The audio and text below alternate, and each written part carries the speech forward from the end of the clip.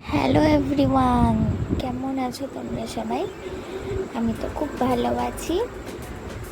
তো এটা হচ্ছে আমার নেপালের শেষ ব্লগ, শেষ পার্ট।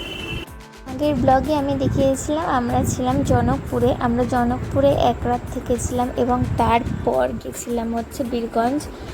বীরগঞ্জেও আমরা এক রাত থেকেছিলাম এবং তারপরের দিন গেছিলাম হচ্ছে সোল। তো রক্সোল বীরগঞ্জ থেকে বেশি দূর নয়, রক্সোলটাই হচ্ছে ইন্ডিয়া আর নেপাল বর্ডার।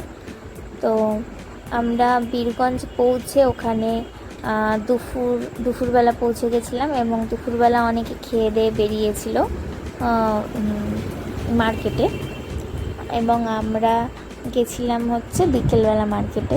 তো ওখানে মার্কেটটা বেশ সুন্দর, একটা বড় ঘড়ি মতো রয়েছে এবং ওখানে নানান সব দোকান রয়েছে এবং মার্কেট এরিয়া যেরকম হয় আর কি, বেশ ভালোই।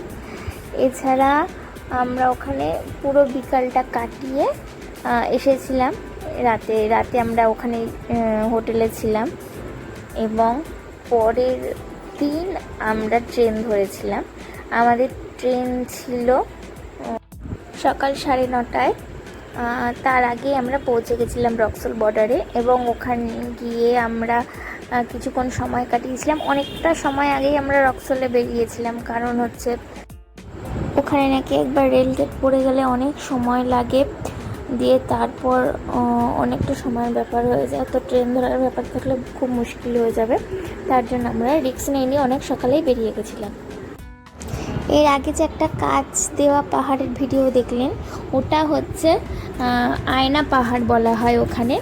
ওখানে একটি মন্দির আছে, ওটা আয়না মন্দির নামে পরিচিত।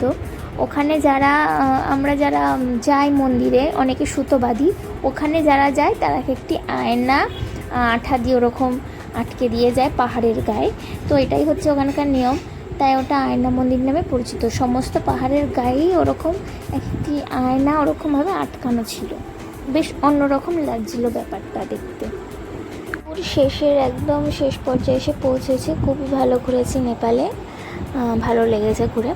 এটি হচ্ছে নেপালের একটি ফল, কি ফল নাম জানি না, ওখানে বিক্রি হচ্ছিল কাঠমান্ডুতে।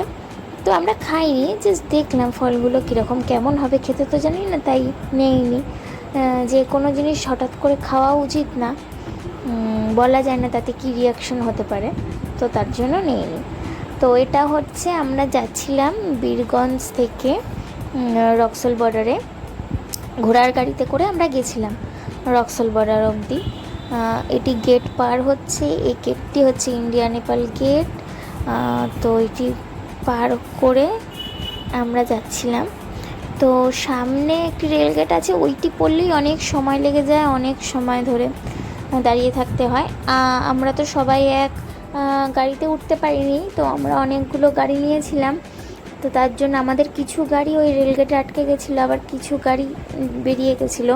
আমরা অনেক আগে পৌঁছে গেছিলাম, কিন্তু আমাদের আর যারা লোক ছিল তারা অনেক লেটে গিয়ে পৌঁছেছিল, তাদের গাড়ি রেলগেটে আটকে গেছিলো। অনেক স্মৃতি নিয়ে, অনেক কিছু নিয়ে, এখানকার অনেক জিনিস নিয়ে ফিরছি বাড়িতে। তো বেশ ভালোই লাগলো। দেখা হবে আবার অন্য কোনো ট্রাভেল ব্লগে। আবার আসবো কোনো একটা ঘুরতে যাওয়ার গল্প নিয়ে, কোনো পাহাড়ের গল্প নিয়ে বা কোনো নদীর গল্প নিয়ে। এরপর আমি আপলোড করব কিছু সিনেমাটিক ভিডিও, নেপালের কিছু শর্ট ভিডিও পাহাড়ের। By guys.